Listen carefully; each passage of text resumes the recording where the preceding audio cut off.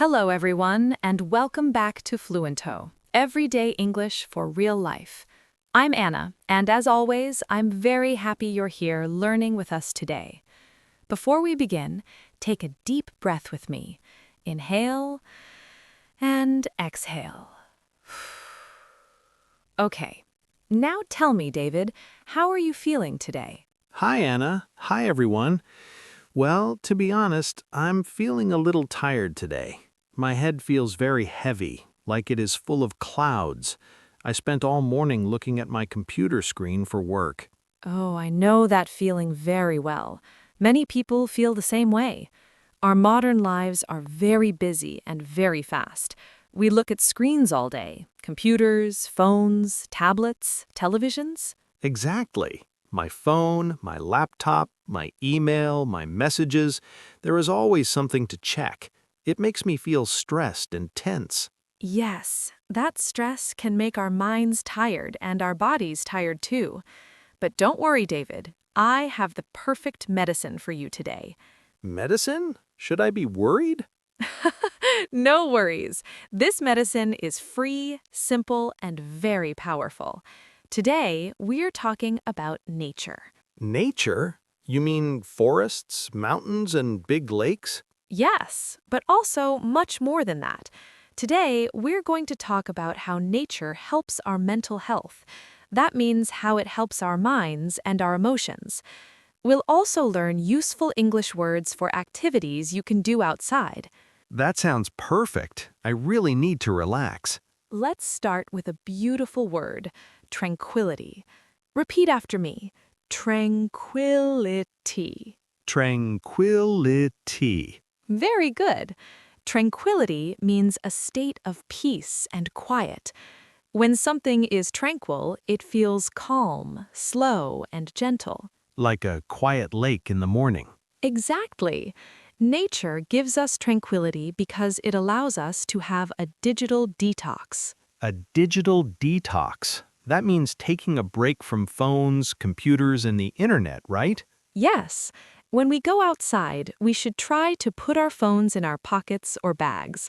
Instead of looking at a screen, we look at the real world, the sky, the trees, the grass, and the clouds. You're right. Screens are useful, but nature feels more real. But Anna, I live in a big city. I don't have a forest or a mountain near my house. That's completely okay. Nature is everywhere. You don't need a big forest to enjoy nature. A small city park, a garden, or even one tree on your street is nature. That's true. I see trees changing colors in autumn. Yes, green leaves in summer, orange and yellow leaves in autumn. That change helps us slow down and notice the world around us. I also have a small balcony with 3 plants. Does that count? Absolutely. That is nature too.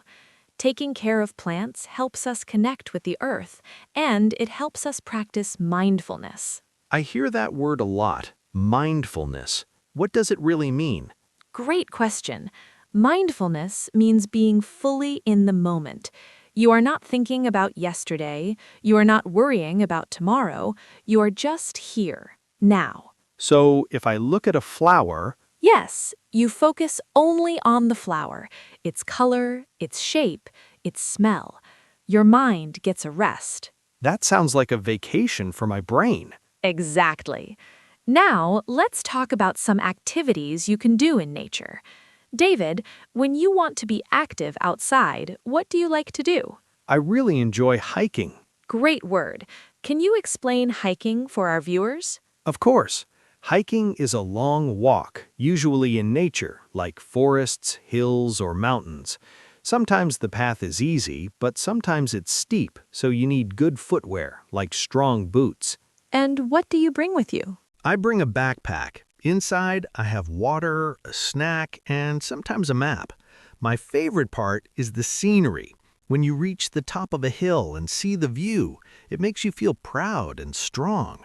I prefer something slower. I love picnics. Picnics are lovely. You sit, eat, and relax, right? Yes, I put a soft blanket on the grass.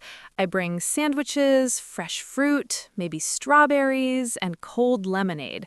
I like reading a book under the shade of a tree. What about insects, like ants?